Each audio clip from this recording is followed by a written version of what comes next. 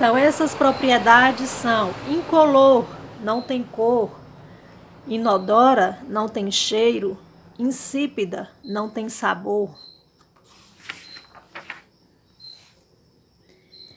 Em seguida, nós temos, como nós estamos falando sobre poluição da água, nós agora vamos identificar, conhecer alguns tipos de doenças que podemos contrair com a água contaminada.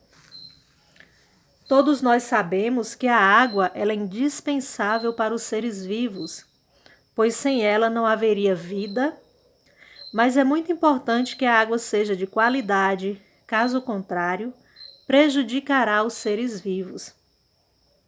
A água ela pode ser um meio de multiplicação de doenças e, por isso, não devemos utilizá-la sem antes ter informações de que estão livres de alguma contaminação.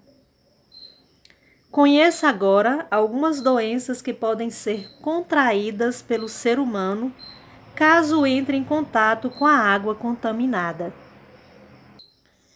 Nós temos aí uma das doenças que é a leptospirose. É uma doença causada por uma bactéria. Pode-se contrair a leptospirose quando uma pessoa entra em contato com a água contaminada por urina de animais infectados, especialmente por ratos de esgoto. Geralmente a contaminação ocorre após enchentes causadas por fortes chuvas. A bactéria causadora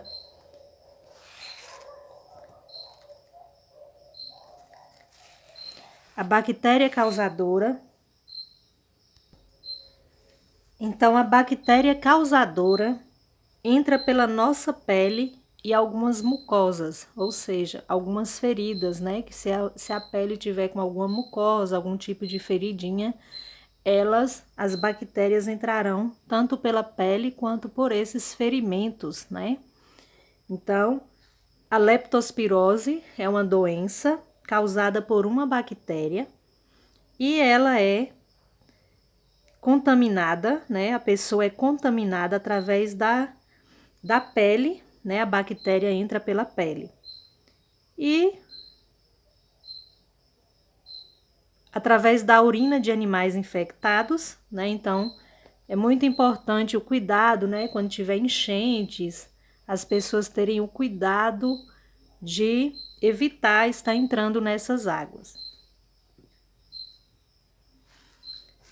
Nós temos também, doenças causadas pela água contaminada, a hepatite A, também conhecida como amarelão ou hepatite contagiosa, é uma inflamação que afeta o fígado. É causada pelo contato com um vírus, que normalmente se encontra em água contaminada ou alimentos mal lavados. Em 90% dos casos, se cura espontaneamente, mas às vezes requer tratamento específico, tratamento mais avançado. Os sintomas principais podem se confundir com os da gripe, perda de apetite e também fadiga. Os sintomas que revelam o afetamento do fígado são coceira, escurecimento da urina e fezes pálidas. Uma vez contraída a doença, ao se curar, o organismo ele se torna imune a ela pelo resto da vida, Então, quando a pessoa ela se cura da doença, ela fica, com o organismo imune, ou seja, protegido, da doença.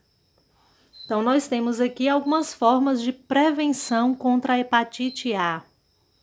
Só beba água tratada, lave bem e desinfete frutas e verduras, lavar sempre as mãos antes de preparar os alimentos, cozinhar bem os alimentos, pois o calor mata os vírus. Então, são dicas importantes para evitar a hepatite A. Em seguida, nós temos a esquistossomose, também conhecida como barriga d'água. É causada por um verme que ainda está em forma de larva. Ela se aloja em certos caramujos que vivem em lagoas e rios. A larva sai do caramujo e penetra na pele do ser humano quando ele entra em contato com a água contaminada.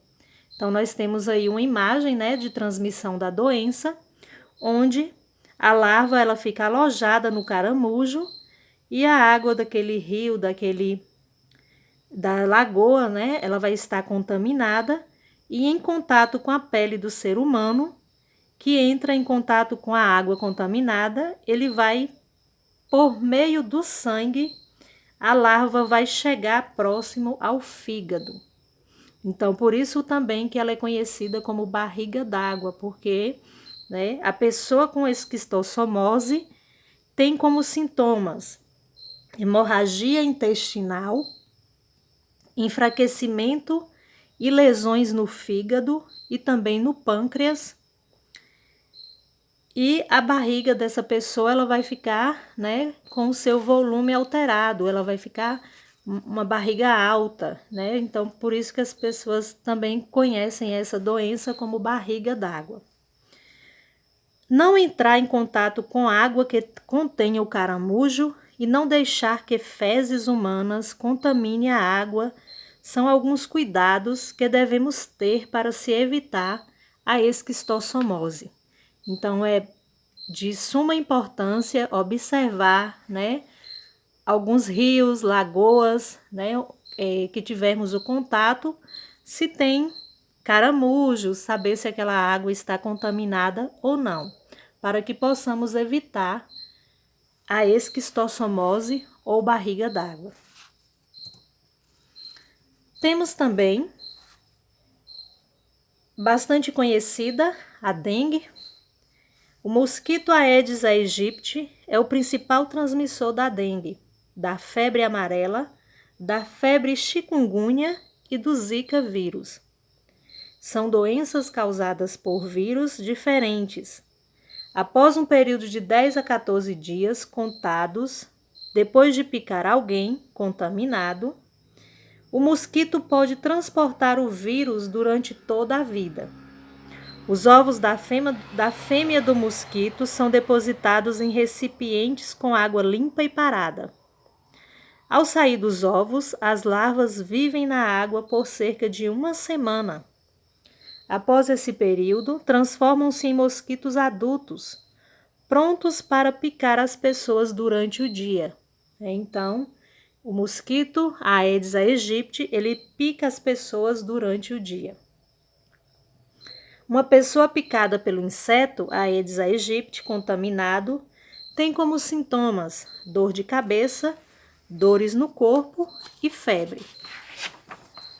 Então, sempre há, né, campanhas para que evite, né, a dengue, né, para que evite aí grandes casos de dengue.